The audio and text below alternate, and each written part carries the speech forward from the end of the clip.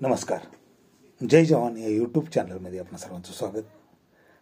आजच्या गोष्टीचं नाव आहे विचारपूर्वक निर्णय. चंदनपूरचे शेठ शिवप्रसाद हे अत्यंत धार्मिक वृत्तीचे, धर्मपरायण आणि प्रामाणिक होते. जोडून या धन उत्तम व्यवहारे या उक्तीप्रमाणे त्यांनी आपल्या आयुष्यात भरपूर संपत्ती कमविलेली असते आणि आपल्या सार असार विवेकबुद्धीमुळे केलेल्या व्यवहारामुळे त्यांचा लोकसंग्रह सुद्धा भरपूर झालेला असतो. त्यांचा नोकरवर्ग त्यांच्यावर अत्यंत खुश असतो, कारण नोकरवर्गाच्या प्रामाणिक आणि कष्टाळू नोकरांच्या अडचणी त्या आपल्याच अडचणी आहेत अशा समजून ते सुरू आहेत. त्यामुळं सगळा नोकरवर्ग त्यांच्याशी एकनिष्ठ असते. त्यामुळे त्यांच्या व्यापाराची अत्यंत भरभराट झालेली असते. पंचक्रोशीत त्यांना प्रतिस्पर्धीच नसतो.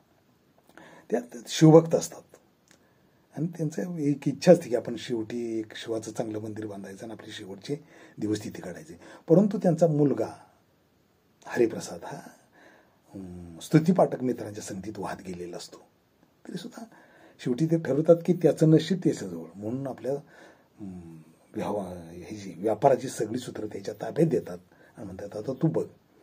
आणि हे मंदिराच्या बांधकामाला सुरुवात करतात. मंदिर बांधून पूर्ण झाल्यानंतर आपला सगळा वेळ ते शिवाराधनेत घालवतात आणि काही दिवसातच ते ये लोकांची आपली यात्रा संपवतात आणि निघून जातात. ते निघून गेल्यानंतर हरिप्रसादचा सगळा मित्रवर्ग त्याच्याजवळ जमा होतो. स्तुतीपाठक मित्र, त्या मित्रांच्या संगतीत तो वाहत जातो. धंद्याची पूर्णपणे वाट लागते, संपत्ती संपते, दुकान घाण ठेवायची वेळ येते. ते सुद्धा पैसे संपले की नंतर हे जेव्हा अक्षरशः उपासमारीची वेळ येते आणि हा त्याचा मित्रपरिवार सगळा ओढून जातो. धन संपल्यानंतर त्याजवळ कोण थांबत नाही. हा अतिशय विचारात पडतो की आता काय करायचं नेमकं, त्याला काही सुचत नाही. म्हणतो एका दिवशी तो विचार करत बसलेला असतो. कामावर धंद्यावर सोडून कुठे जाता येत नाही, कारण मोठ्या शेठचा मुलगा कामधंद्याला तर कुठे जाणार आहे. मग शेवटी विचार करतो की वडिलांनी कुठे काय आपल्यासाठी ठेवलंय का बघावं, म्हणून तो वडिलांच्या जुन्या वह्या तपासायला सुरुवात करतो.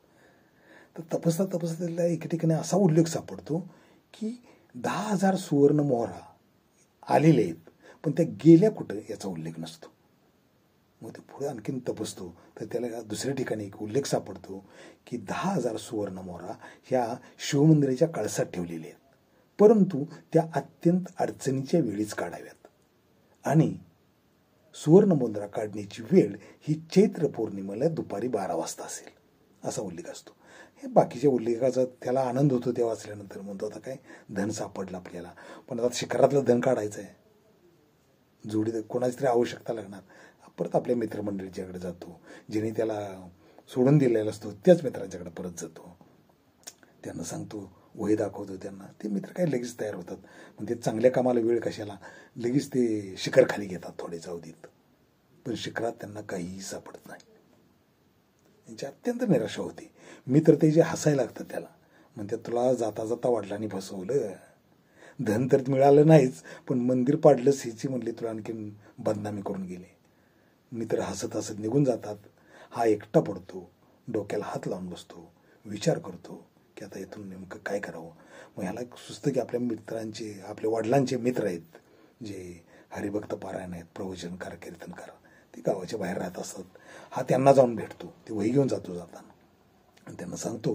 त्याला माहीत असतं आपले वडील कसे आहेत, ते आपल्याला फसवणार नाहीत हे त्याला 100% माहीत असतं, पण काय करावं हे त्याला सुचत नाही. त्यामुळे त्यांच्याकडे जातो, त्यांना वही दाखवतो, म्हणतो असा असा उल्लेख आहे. ते मित्र असतात, ते जे महाराज असतात, ते वही घेतात, त्याचे उल्लेख वाचतात दोन्ही. त्याला म्हणतात बस आता तू काय काळजी करू नकोस, तू आता इथून जा आणि मंदिर जसा कळस पाडलायस तसाच पुन्हा बांध. आता याला खायची अन्नाला मुद्दा झालेला असतो, याकडे काही पैसे नसतात. कळस बांधायचा कसा, तू महाराजांच्या तोंडाकडेच बघायला होतो. महाराज अत्यंत हुशार असतात, ते ओळखतात त्याची परिस्थिती. तू म्हणते जा, ज्या कोंड्याला वडिलांनी तुझ्या मंदिर बांधायला सांगितलं त्याकडेच जा आणि त्याला सांग की असं असं आहे, महाराज तुझा रोजचा रोज पगार करतील. फक्त एक अट आहे की तू आणि तुझ्या मित्रमंडळी त्यांच्या गवंडीच्या हाताखाली काम करायचं ते करताना. तर म्हणतो ठीक आहे. मग हा अडचणीतच सापडलेला असतो. हा जातो गवंड्याला सांगतो. गवंडी म्हणतो काय माझ्या हाताखाली कुणी आलं चालेल, मला काही हरकत नाही, महाराज पैसे देणार आहेत म्हणलं काही विषय नाही. हा मित्रांच्याकडे जातो. मित्र कोणीही यायला तयार होत नाहीत. मित्र म्हणते तर आमची अजून लग्न व्हायचे आहेत, आम्ही गवंडीच्या हाताखाली काम करणार आहे का? मित्र त्याला उडवून लावतात. हा शेवटी गवंडीच्या हाताखाली स्वतः काम करतो, स्वतः राबतो. दिवसभर राबून तो महाराज यायचे, दोघांचा दररोजचा पगार त्यांना द्यायचे गवंड्याचा. दररोजचा पगार मिळाला ह्याचा पोटापाण्याचा प्रश्न मिटलेला असतो. त्यामुळे काही चिंता नसते. अगदी महाराजाचं जेवण खाण झालं की हा महाराजांचं प्रवचन कीर्तन ऐकायला जायचा. गावात त्याची चांगली इमेज तयार होती त्याची. आणि काही दिवसातच मंदिराचं बांधकाम पूर्ण होतं, ते कळसाचं बांधकाम पूर्ण होतं. पण अजून चैत्र पौर्णिमाला काही दिवस शिल्लक असतात. तर महाराज म्हणतात ठीक आहे. तर म्हणते ते तुला काय पैसे पाहिजेत का, तुला का फार खर्च आला तर नको. म्हणतो तुम्ही दिलेलेच माझ्याकडे राहिलेले आहेत शिल्लक, बरेचसे शिल्लक आहेत, त्यामुळे मला पैशाची काही आवश्यकता नाही. त्यात पडलेला फरक बघून महाराजांना सुद्धा आनंद होतो. महाराज म्हणते तू चैत्र पौर्णिमे दिवशी मी तिथं 12 वाजता येतो मंदिराजवळ, तू तिथे ये त्यावेळेला. तर ठीक आहे म्हणतो. काही दिवसात चैत्र पौर्णिमा येते. त्या दिवशी महाराज तिथं बरोबर 11:30लाच अगोदर जाऊन तिथं येतात. हा सुद्धा तिथं आलेलाच असतो. महाराज मंदिराचं सगळं निरीक्षण करतात आणि बरोबर 12 वाजता त्या कळसाची जिथं सावली पडलेली असते तिथं त्याला सांगतात की आता अरे प्रसाद तू इथं उकर म्हणते. ते हा उकरतो तर त्या ठिकाणी त्याला ते धानाचा हांडा सापडतो. मग तो महाराजांच्या म्हणतो हे तुमच्याच ताब्यात घ्या म्हणलं.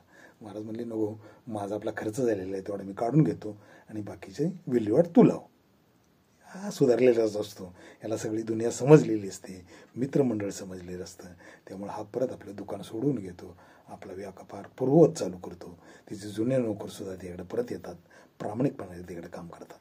आता या गोष्टींना असं शिकण्यासारखं आहे की कुठलीही कृती करताना आपण विचारपूर्वक केली पाहिजे, संगत करताना सुद्धा विचारपूर्वक केली पाहिजे. धन्यवाद. जय हिंद, जय महाराष्ट्र, जय जवान, जय श्रीराम. गोष्ट आवडली असेल तर निश्चित लाईक करा. धन्यवाद.